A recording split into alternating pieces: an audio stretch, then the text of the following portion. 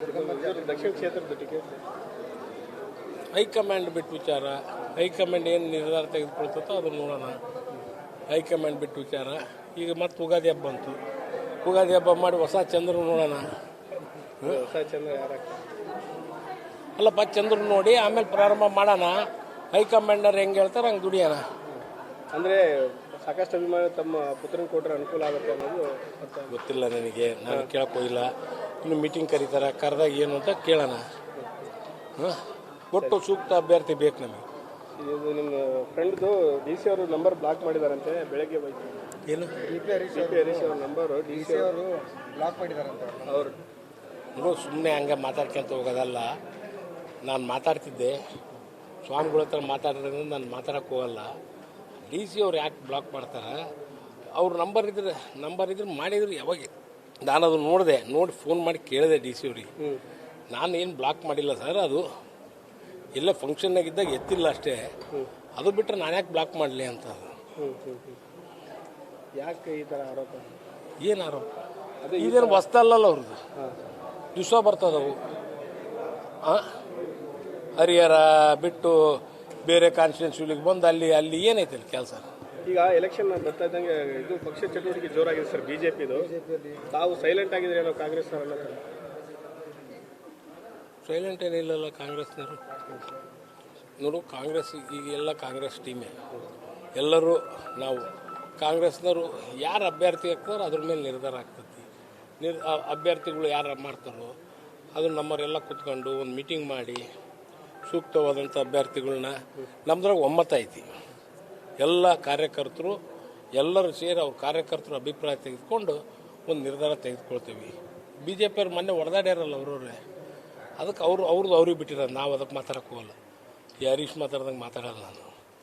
ಏನೋ ಅದು ಅವ್ರ ಪಕ್ಷದವ್ರು ಅವ್ರು ನೋಡ್ಕೊಳ್ಳಿ, ಅವ್ರ ಪಾರ್ಟಿಯವ್ರು. ನಮ್ಮ ಪಾರ್ಟಿಯಾಗ ನಾವೆಲ್ಲರೂ ಸೇರಿ ಒಂದು ಒಳ್ಳೆ ಅಭ್ಯರ್ಥಿನ ಆರಿಸಿ ಆಮೇಲೆ ಎಲ್ಲರೂ ಅವ್ರ ಮೇಲೆ ಬಿಡ್ತಾರೆ. ನಾನೇನು ಇಂಟರ್ಫಿಯರ್ ಆಗಲ್ಲ ಇದ್ರೆ ಬಿಟ್ಟು ಅವ್ರು ಯಾರು ಹೇಳ್ತಾರೋ ಅವ್ರ ನಿಲ್ಸೋಣ. ಎಲ್ಲೋ ಒಂದು ಕಡೆ ಅಲ್ಪಸಂಖ್ಯಾತ ಸಮುದಾಯದವರು ನಮ್ಗೆ ಕೊಡ್ಬೇಕಂತ ಇದ್ದಾರೆ, ಮತ್ತೊಂದೆಡೆ ಸಮರ್ಥರಿಗೂ ಕೊಡ್ಬೇಕಂತೇಳಿ ಕೆಲವೊಂದಿಷ್ಟು ಇತ್ಯಾರ ಕೊಟ್ಗಳು ಎಲ್ಲರೂ ಕೇಳ್ತಾರೆ. ಎಲ್ಲರಿಗೂ ನಿಲ್ಬೇಕು ಅನ್ನೋದೈತಿ. ಅದಕ್ಕೆ ಎಲ್ಲರೂ ಕೂತ್ಕೊಂಡು ಎಲ್ಲರನ್ನೂ ಕುಂದಿಸ್ಕೊಂಡು ಅವ್ರವ್ರ ಅಭಿಪ್ರಾಯ ಸಂಗ್ರಹಣೆ ಮಾಡಿ ಆಮೇಲೆ ನಿರ್ಧಾರ ತೆಗೆದುಕೊಳ್ತಾರೆ. ಸರ್, ಇದು ಸಿದ್ದರಾಮಯ್ಯ ಅವ್ರದ್ದು ಇದು ಕೊನೆ ಬಜೆಟ್ ಅಂತ ಹೇಳ್ತಾ ಇದ್ದಾರೆ ಸರ್, ಈ ಬಗ್ಗೆ ಏನು ಹೇಳ್ತೀರಿ? ಗೊತ್ತಿಲ್ಲಪ್ಪ ನನಗೆ. ಈಗ 17ನೇ ಬಡ್ಜೆಟು, ಸೀನಿಯರ್ ಮೋಸ್ಟ್ ಲೀಡರು, ಒಳ್ಳೆ ಬಡ್ಜೆಟನ್ನು ಕೊಟ್ಟಾರ. ಎಲ್ಲ ಜಾತಿ ಎಲ್ಲ ಜನಾಂಗದವ್ರಿಗೆ, ಬಡವರಿಗೆ ಹೆಚ್ಚು ಒತ್ತನ್ನು ಕೊಟ್ಟಾರ. ಆ ದೃಷ್ಟಿಕೋನದಲ್ಲಿ ಒಳ್ಳೆ ಬಡ್ಜೆಟ್ ಇದು. ಆಮೇಲೆ ಎಲ್ಲರಿಗೂ 5 ನಮ್ಮ ಗ್ಯಾರಂಟೀಸ್ಗಳು ಕಂಟಿನ್ಯೂ ಆಗಬೇಕು. ಆ ರೀತಿಯೇ ಇವರು ಒಂದು ಬಡ್ಜೆಟನ್ನು ಮಾಡಿ ಎಲ್ಲ ಊರಿಗೂ, ನಮ್ಮ ದಾವಣಗೆರೆಗೂ 100 ಕೋಟಿ ರೂಪಾಯಿ ಕೊಟ್ಟಾರ. ಅದಕ್ಕೆ ನಾನು ಅಭಿನಂದನೆಗಳನ್ನು ಸಲ್ಲಿಸ್ತೇನೆ. ಅಂದ್ರೆ ಹೆಚ್ಚು ನಾವು ಕೆಲಸ ಮಾಡೀವಿ, ಇನ್ನೂ ಹೆಚ್ಚಿನ ಕೆಲಸ ಮಾಡೋಕ್ಕೆ ಒಂದು ಅನುಕೂಲ ಆಗುತ್ತೆ. ಚುನಾವಣೆ ದೃಷ್ಟಿಯಿಂದ ಕೊಟ್ಟಿದ್ದಾರೆ ಅಂತ ತಿಳ್ಕೊಬೋದು, ಹೆಂಗಾರ ತಿಳ್ಕೊಳ್ಳಿ, ಅದ್ರಾಗೇನೈತಿ. ಈಗ ನೋಡಪ್ಪ, 91ರಾಗ ನನಗೆ 2001-2003 ತನಕ ಆಲ್ಮೋಸ್ಟ್ ಸೌತ್ನಾಗ 90% ಆಫ್ ದಿ ರೋಡ್ಸು ಕಾಂಕ್ರೀಟ್ ಮಾಡ್ಸೀನಿ. ಏನೋ ಆಮ್ಯಾಗ ವಾಟ್ರ್ ಆಗಿತ್ತು. ಸ್ಟ್ರಾಂಗ್ ವಾಟರ್ ಡ್ರೈನು ನಾವು ಕಾಂಗ್ರೆಸ್ ಸರ್ಕಾರನ ಮಾಡಿದ್ದು. ಅತಿ ಹಿಂದುಳಿದ ಪ್ರದೇಶಗಳಲ್ಲಿ ನೀರು ನುಗ್ತಾಯಿತ್ತು. ಇವತ್ತೆಲ್ಲರೂ ನೀರು ನುಗ್ತತ ಇಲ್ಲ. ಈಗೇನೋ ನಮಗೆ ಬೇಕಾಗಿರೋದು ಈಗ 100 ಕೋಟಿಗೆ ಎಲ್ಲೆಲ್ಲಿ ಸಣ್ಣ ಪುಟ್ಟವು ಏನೇನು ಕೆಲಸ ಕಾರ್ಯಗಳಿದ್ವೋ ಅವನ್ನೆಲ್ಲ ಸರಿಪಡಿಸ್ಬೇಕು. ಆ ಒಂದು ನಿಟ್ಟಿನಾಗ ಈಗ ಮೇನ್ ಕಾಲುವೆ ಈಗ ಆಲ್ಮೋಸ್ಟ್ 60% 70% ಆಗೈತಿ. ಇನ್ನೊಂದು 30% ಐತಿ, ಅಂಥದ್ದು ತಗೋಬೇಕು. ಅವಾಗ ಏನಾಕತಿ, ಊರು ಸ್ವಚ್ಛ ಆಕತಿ. ಎಂಥ ಮಳೆ ಹೊಡೆದ್ರೂ ನಮಗೆ ಊರಾಗ ಏನೂ ನೀರು ನುಗ್ಗಲ್ಲ. ಹಂಗೆ ವ್ಯವಸ್ಥೆ ಮಾಡ್ತೀನಿ. ಅದರ ಯಾವ ಅನುಮಾನ ಇಟ್ಕೊಬೇಡ್ರಿ. ಎಲ್ಲ ನಕ್ಕಂತಲೇ ನಾವಾಗಲಿ ಎಲ್ಲ ಸಮಾಜದವರು ಸೇರ್ಕೊಂಡೆ ಒಂದು ಒಳ್ಳೆ ಸೂಕ್ತ ಅಭ್ಯರ್ಥಿನ ಹುಡುಕ್ತೀವಿ. ಇದು ಶಿವಪ್ಪ ಸರ್ಕಲ್ ಒಂದು ವರ್ಕ್ ಬೇಗ ಆಗ್ಬೇಕು ಅನ್ನೋದು ಕೆಲಸ ಚಾಲು ಮಾಡ್ಯಾರ. ನೀನೇ ಲಾಸ್ಟ್ ಟೈಮ್ ಕೇಳಿದ ಮೇಲೆ ನಾನು ಕರ್ಸಿದ್ದೆವ್ರನ್ನ ಕರ್ಸಿಬಿಟ್ಟು ಆ ಕಾಂಟ್ರಾಕ್ಟ್ರನ್ನ ಯಾವುದೋ ಗಾಂಧಿ ಸರ್ಕಲ್ ಮುಗಿಸಿ ನಾನು ಮಾಡ್ತೀನಿ ಅಂತಿದ್ದ. ಗಾಂಧಿ ಸರ್ಕಲ್ ಮುಗಿಸಿದ ಕೂಡಲೇ ಈಗ ಹಚ್ಚಾರಂತೆ, ಕೆಲಸ ಚಾಲು ಮಾಡ್ಯಾರಂತೆ. ಸರ್, ಗುತ್ತೇದಾರ ಹಣ ಭಾಳ ಹಾಸ್ಪಿಟಲ್ ಒಂದು MOU ಏನಾಯ್ತು, SSITX ಮತ್ತು district hospital MOU minister of ತಿಳುವಳಿಕೆ ಒಪ್ಪಂದ ಮಾಡ್ತಾರೆ. ದಿನೇಶ್ ಗುಂಡ್ರಾವ್ ಭೇಟಿಯಾಗಿ ಮಾತುಕತೆ ನಡೆಸಿದರು.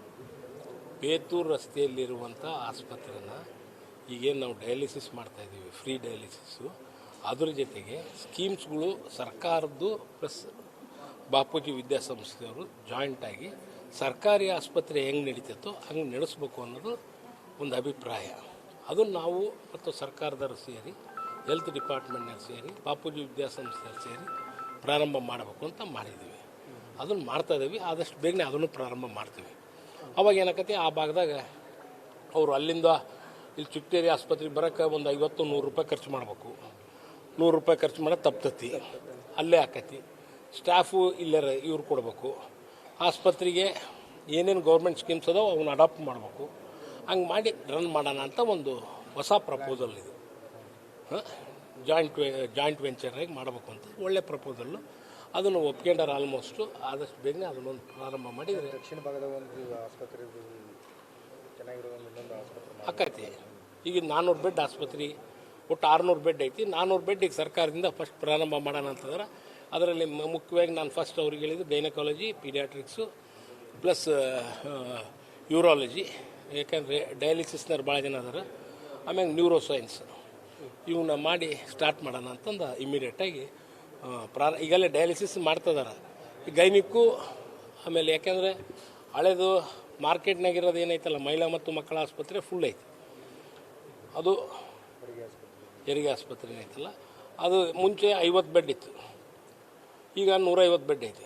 150 ಬೆಡ್ನಾಗ ಆಕ್ಯುಪೆನ್ಸಿ ಪರ್ಸೆಂಟೇಜು ಆಲ್ಮೋಸ್ಟ್ 150-200% ಐತಿ. ಅದು ಫುಲ್ ಆಗ್ತಾಯಿದೆ. ಅದಕ್ಕೆ ಅವ್ರನ್ನೂ ಅಲ್ಲೇ ಆ ಭಾಗದಲ್ಲೇ ಇದು ಮಾಡಿ ಅಲ್ಲಿ ಅವರಿಗೆ ಟ್ರೀಟ್ಮೆಂಟ್ ಕೊಡಬೇಕು ಅನ್ನೋ ದೃಷ್ಟಿಕೋನ ಇಟ್ಕೊಂಡು ನಾವು ಪ್ರಾರಂಭ ಮಾಡ್ತೀವಿ. ಸರ್, ಬೆಂಗಳೂರು ರಾಜಕೀಯ ವಲಯದಲ್ಲಿ ಒಂದು ಅಂದರೆ ಜಮೀರ್ ಅಹ್ಮದ್ಗೆ ಮತ್ತು ನಿಮಗೆ ಒಂದು ರೀತಿ ಭಿನ್ನಮತ ಸ್ಟಾರ್ಟ್ ಆಗಿದೆ ಅನ್ನೋ ಮಾತುಗಳು ಕೇಳಿ ಬರ್ತಾ ಇದೆ. ಆ ರೀತಿ ಅವ್ನು ಯಾರು ನಮ್ಮ ಹತ್ರ ಬಂದು ಹೇಳಕ್ಕೆ? ಇದು ನಮ್ಮ ಕಾನ್ಸ್ಟಿಟ್ಯೂನ್ಸಿಗಳು. ಅವ್ನು ಯಾರು ಬಂದು ಇಲ್ಲಿ ಮಾತಾಡೋಕ್ಕೆ? ಅವೆಲ್ಲ ಸರಿ ಇರಲ್ಲ. ಅದು ಮಾತಾಡ್ತೇವೆ ಕರೆದಾಗ.